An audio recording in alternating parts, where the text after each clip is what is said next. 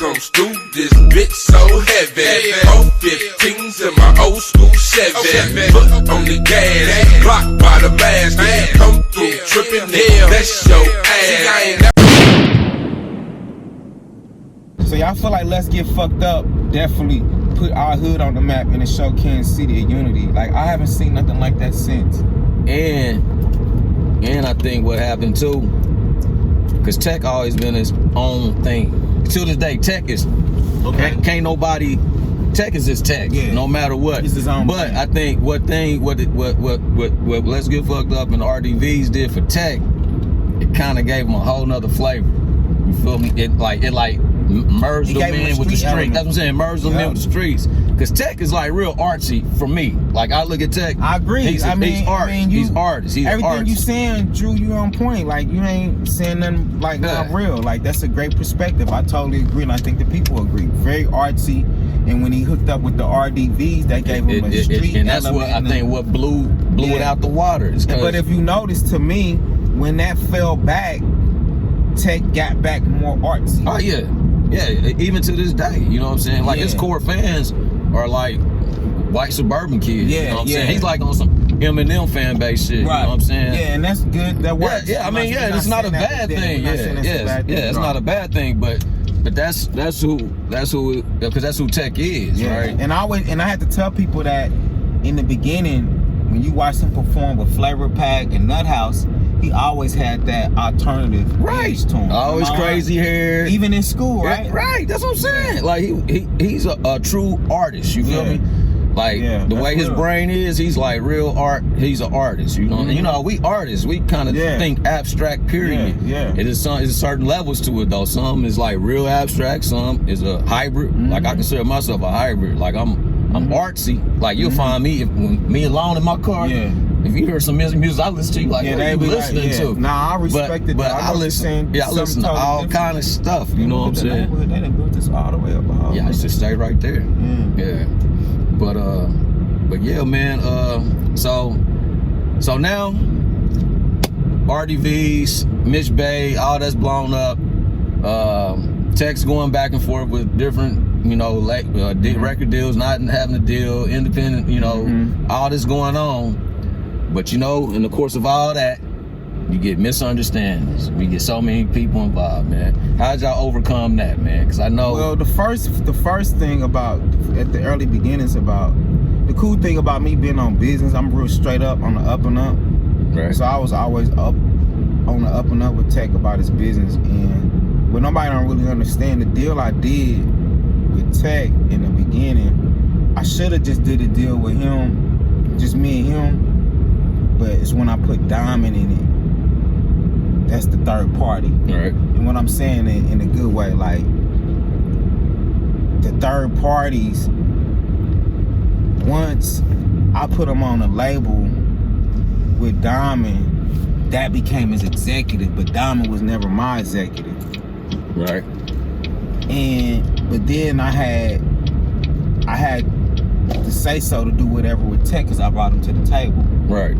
So with me bringing to the table, I've always was fair. Like, okay, you get this, you delegate this, you this, because I'm a producer. I make beats, and I can't do all the jobs. Right.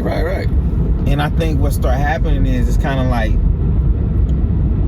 once people start seeing it blow up, because first really didn't nobody really believe it, and then once I start showing people that can really blow up, I think that's when the egos and happens every time. This label, and we still in the hood, you know, so everybody got their labels, and I got Misery, and Diamond got his label, and eventually, you know, it all broke up due to us being young and not really knowing what it is. And I still say I had a vision, because my vision was to have everybody doing music. So that's what nobody don't know. That shit was my vision, and I say it right now to this day. It was my vision. No disrespect to anybody, but to do it on a real level. Yeah, it started from my grandma's house, me inviting everybody over, me telling the twins, y'all coming. You gotta think, the twins, they from Blue Springs, so they don't know nothing about our hood. Right. See, you from my hood. Right. We Southwest, but they wasn't. So I brought them down as an ambassador. to like basically red carpet them, yeah. And let these brothers know these some good dudes. They can bring y'all some good music, peace and harmony. You see what I'm saying? Right.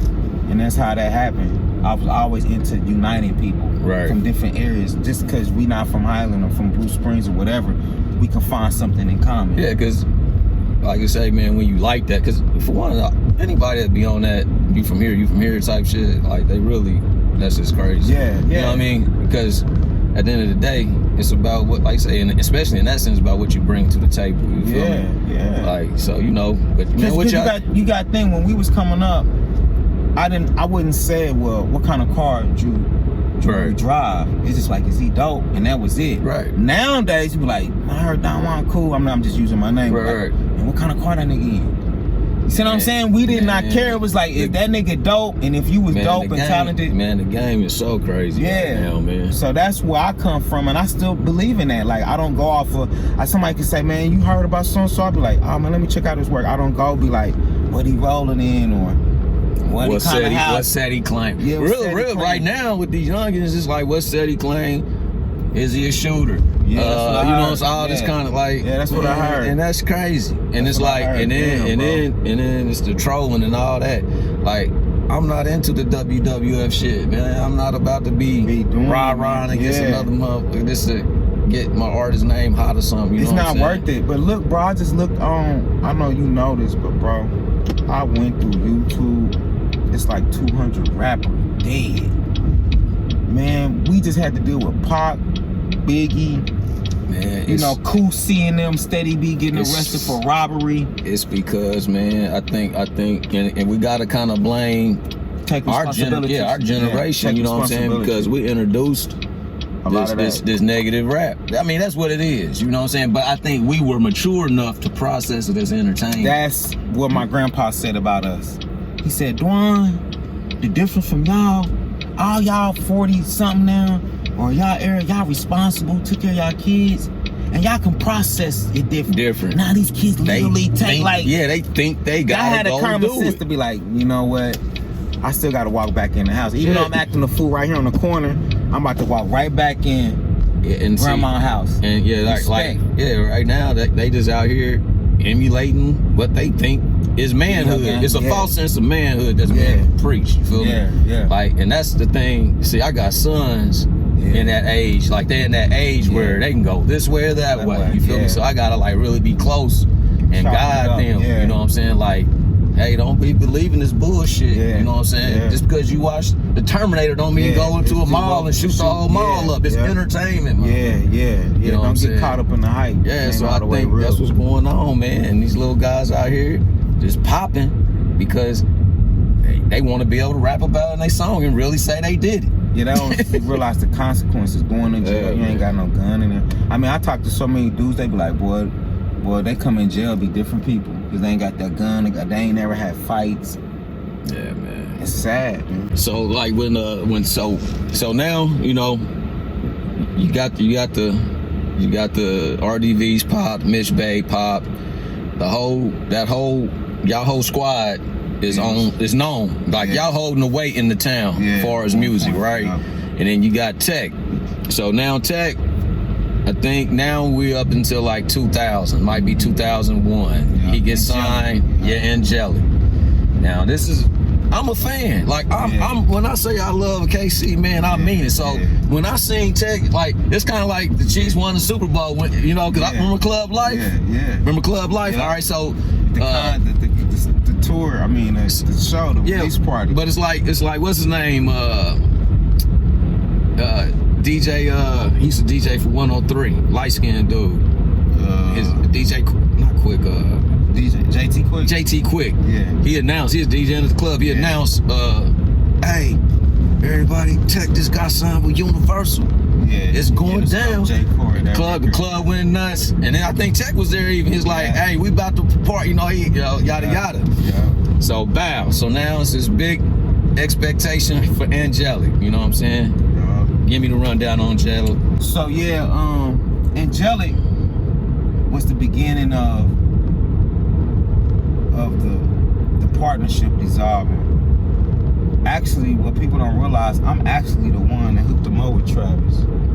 Okay, give me that story, because all I know is Travis was a furniture store owner. He was a fan. George Forte was like, yo, he had this clothing line called Paradise Clothing, and Travis was partnered with Paradise Clothing. They asked Tech, could he perform? I hooked it up, and then that's when the partnership developed. Literally that easy. And then they was bringing me in, you know. I was a partner with Travis and Tech. All right. And I pulled out. But you just seen some writing on the wall, or well, I just didn't wanna. No, I won't even say nothing negative, because me and Travis was cool. You know what I'm saying? I just felt like who I wanted to be 20 years from now. At that time, I wanted to go back and talk to people. I wanted people to still say he showed love. I wanted people to say, you know, he didn't forget about us. Right. You know, I want your name straight out here. I wanted my name straight. And I seen, you know, what's going on now. You know what I mean? I seen what would play out for what I felt like play out. And what I felt like played out was Tech N9NE and Strange all the way now from what I was like, yo, Tech, when you get the ball, you run with it. I feel like he was supposed to run with the ball and put more talent on in the city when he got in his position. Right. Not take away from his position, but once he get to where you going, because we was helping each other with no money. Right. So I'm looking at like, when you get up, then we can really get busy. But from when I seen it, I ain't seen nobody. I can't name one person. And you know, yeah, not no just, but like on the outside looking in, I still try to figure this out, right? Yeah. On the outside looking in, right? So this is what I just come to think. Okay. I think it's a collaboration of like 3 different things. Okay. I think Strange has developed into a cult following. Yeah. To where their fan base is all artsy for real. So if you're not in that groove, they have no way of like pipelining you to really succeed, because their core fans, if you're not rapping fast and kind of like on that tech artsy stuff, you're not. Well, that's cause that label, from what I look at it, wants to be a pop label.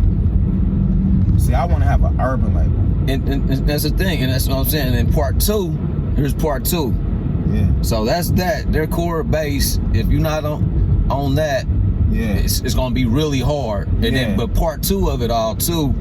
Yeah, this is on the outside looking in, but part 2 of it all, man. Hip-hop, man, part music. 2 of it all. I just think football. I think at the end of the day, man, whenever an artist is the executive, also, he gonna come first. That's just what I think.